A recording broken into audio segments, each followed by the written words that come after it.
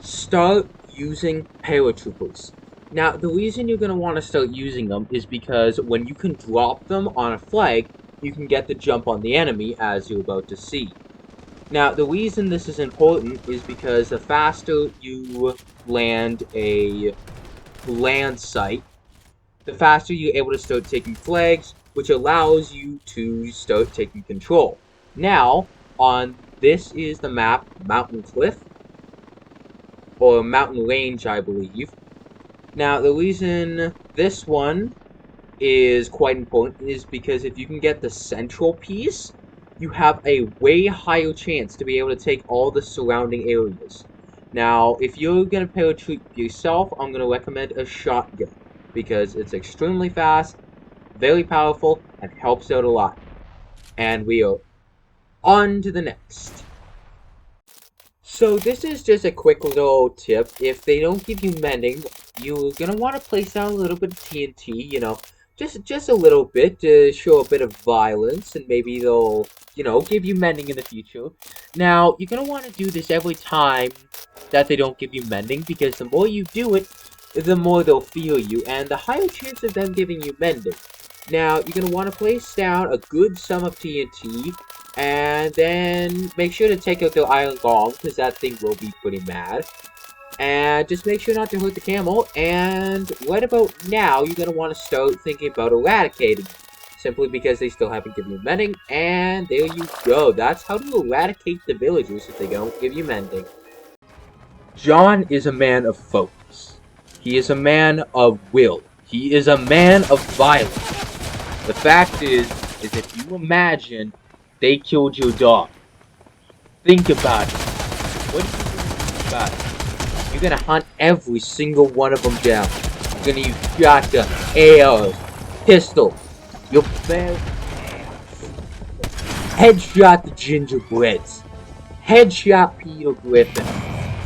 Shoot that fat ass with the shotgun. Imagine you're fighting for your puppy. Imagine you're fighting for good old days. And yeah, I mean, he cost 2,000 V-Bucks, but just hold on here. Just hold on a second. Now, you're going to want to take out every single player you come across. Kill all of them. Every last one of them. Doesn't matter if there's 100. Doesn't matter if there's 200. You headshot them. You shoot them with snipers. You shoot them with shotguns. Do everything in your power to take every single one of them down. It doesn't matter how you have to do it. The fact is you must believe that they took out your dog, so you have the power of Johnson with your Fortnite controller. Has your friend ever said I'll be on in 5 and they never showed up? But this is the solution.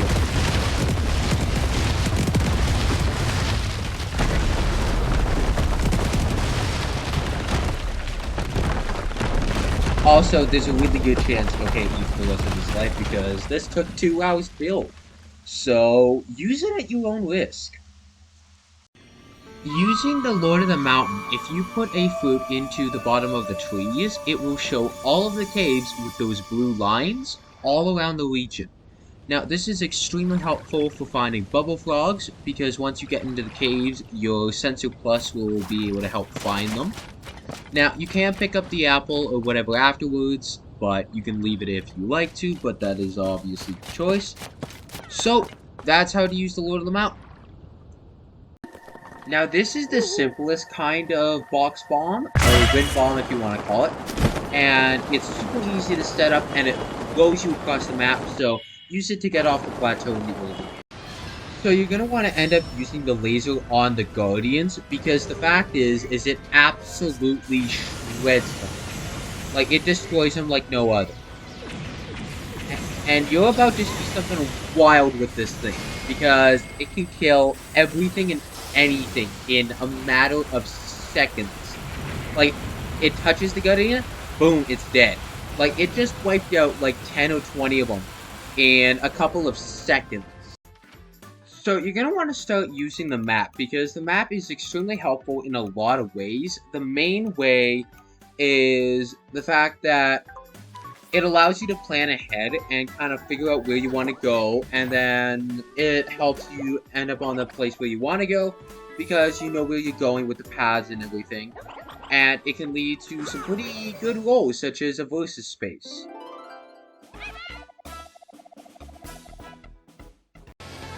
So if you perfectly time it with a jump and a mushroom, you can actually get over a huge part of the big blue, which allows you to skip a good amount of the map. Well, about saving about 2 seconds. Do you want a useless piece of garbage that gives you almost no points, is almost completely useless, has no potential for long-term use? Go ahead and buy the Olympia, because I guarantee you, within the first minute of using it, it will be completely useless. Because, well, headshots with it suck, and the M14 is just so much better. Way more ammo, way better bullet speed, everything like that. Never buy the Olympia. Never do it. Never ever buy the Olympia. You will regret it. I strongly say that you spit all over it. Like, it is terrible. Never buy it. Never use it. Ever. Do you hate having fun? Do you hate yourself? Do you think about just torturing yourself playing a video game? Well, you've come to the right place. Black Ops 2 Transit. The only map where you deliberately hate it. Now, yeah, it's okay with friends, but guess what? I don't have any friends. So, if this ever loads up, jump in the lava, don't play it, go play Origins. And honestly, burn it. This map sucks. So, I know it wasn't on Mob of the Dead, that's why I'm showing it on Stairways to Heaven. But Brutus actually does not get attracted to the monkeys. And no, not in the dirty way you're thinking. Man, I hate this. I hate it so much. I ended up quitting the series because I could not get it to work, and I hate this puzzle so much because it doesn't perfectly line up, and it is such a pain. Like, I can't express how sad I was because I spent 2 hours off camera working on this thing, and couldn't get it. Like, I hate how this puzzle doesn't just work. Like, I don't know how they made it, I don't know how they did it so badly, but it just doesn't work at all. I hate it so much, man. Like, this thing sucked. And I got fed up, so this caused me to quit. So this is my personal loadout for the MP7, and I have been using it. Holy smokes, my flames crashed. I have been using this thing for quite a while, and honestly, I've come to learn. It is so... I love the MP7. It is, honestly, probably one of my favorite guns ever, because the fast fire rate, the low recoil, it's amazing for Metro, to be honest, and this is the attachments on the right side. So, honestly, check it out if you can. So Molotovs are one of the absolute most powerful things in Those Who Remain, and I absolutely recommend playing it because it is amazing. Now, that little circle at the bottom of the screen is all the kills I'm getting from that one single Molotov. It is insane how much this thing can kill and how fast it can kill. It's one of the absolute best save me weapons, and I recommend holding on to them when you find them because they're rare. One of the best ways to help your restaurant grow is expanding how people can actually order. So once you get child food on the menu, then children start coming into your restaurant. Once you get a drive-through, cars can start coming into your restaurant. The more ways people are able to order food, the faster you'll earn money, which means the faster you can start expanding your restaurant. It's something that if you can perfect, you'll do really well on your restaurant.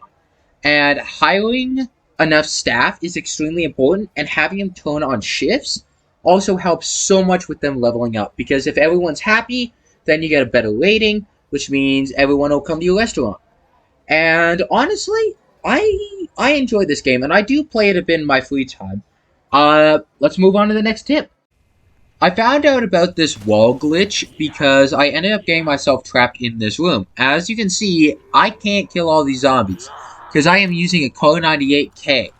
Now, I didn't realize I was backing myself up into a corner, but now I found out that you can actually stand on the zombies' models, which is kind of cool, to be honest.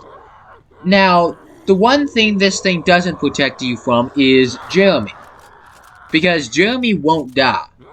Like, I shot him hundreds of times, and he will never die, ever. I dumped over 200 bullets into him, and he still wouldn't. So, Sada is actually extremely powerful because she can make it all the way to round 37 completely solo. Now, obviously, I have banana farms for money, but the fact that she can cover all those rounds solo is actually really impressive. Now, the only reason she wasn't able to take out 37 is because she kind of got a little bit overwhelmed because there's a huge amount of black balloons.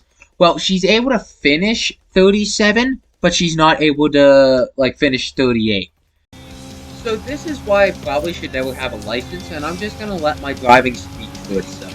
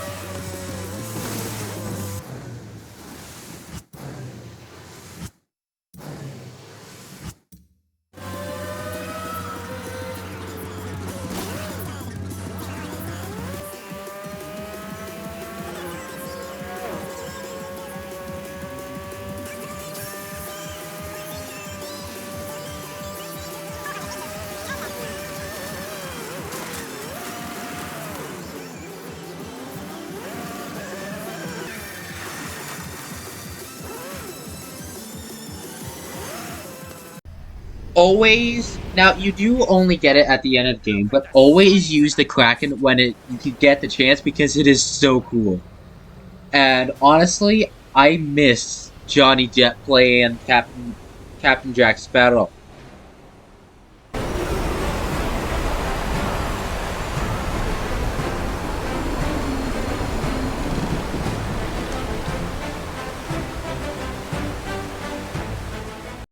So honestly, if I'm being completely honest, I love this Spider-Man game. It's Disney Infinity 2.0 Spider-Man, and I gotta admit, no matter how much I play it, I still love how good the swinging feels. Because, I mean, it's quite fast. It gets you across the map in, like, less than a minute.